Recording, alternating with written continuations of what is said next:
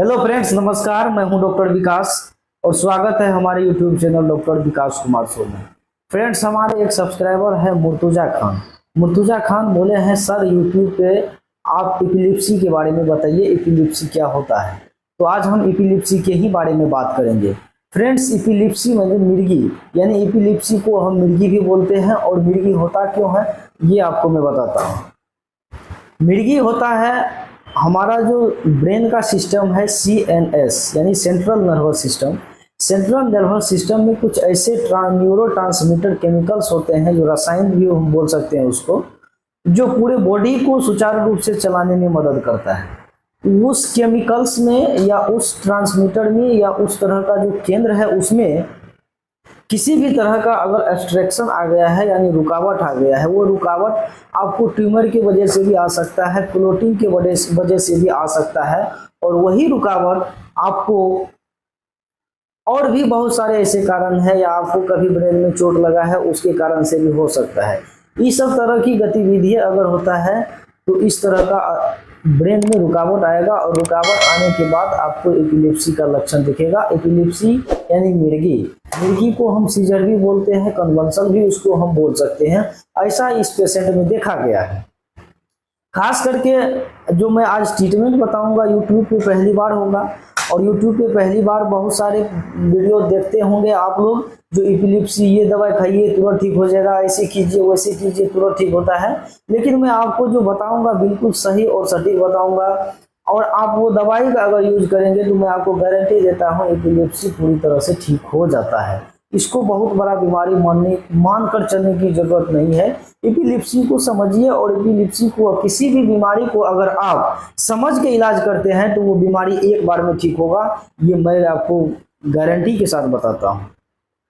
तो चलिए फ्रेंड्स, आज हम बात करते हैं एपिलेप्सी के ट्रीटमेंट के बारे में। तो सबसे पहले, अगर आप क्लिनिक चलाते हैं या आप ग्रामीण एरिया में प्रैक्टिस करते हैं या आपका कोई अपना क्लिनिक या हॉस्पिटल है, तो आपको देखिए, अगर किसी भी तरह का पेशेंट सीजर वाला आता हो, कन्वल्सन वाला आता हो, चमकी वाला आता हो, तो सबसे पहले उसको जो आप फर्स्ट एड ट्रीटमेंट देंगे, क्योंकि आपके हॉस्पिटल में जब आया है तो उसको आपको पहला ट्रीटमेंट देने से पहले है जो आप उसका डायग्नोस बनाइए।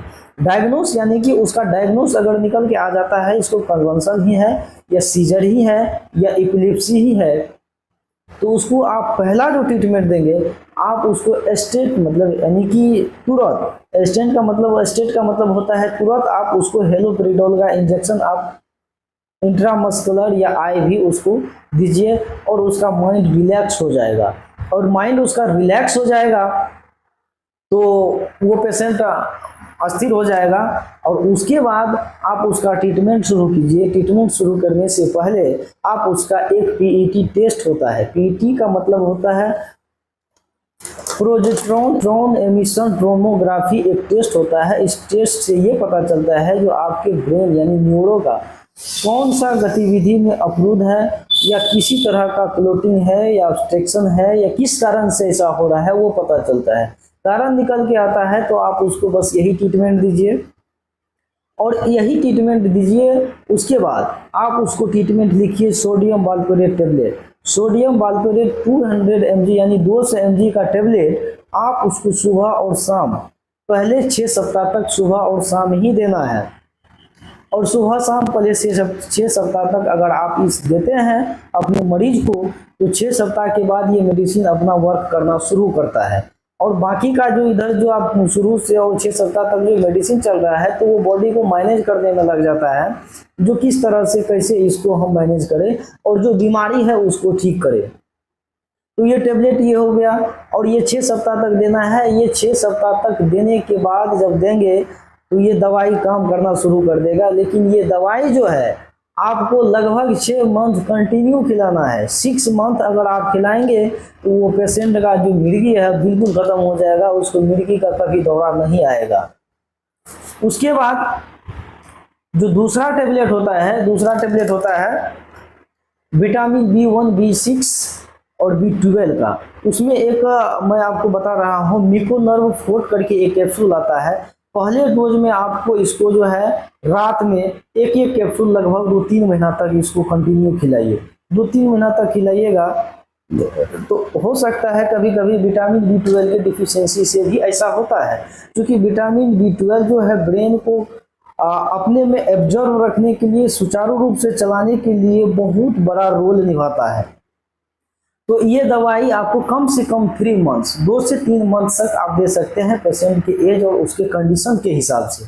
और ये जो ट्रीटमेंट है, ये जो उपचार है, ये जो इलाज है, आप पेशेंट जो 20 साल से ऊपर है, अबव एज के हैं, उसके लिए ये आप ट्रीटमेंट दीजिए।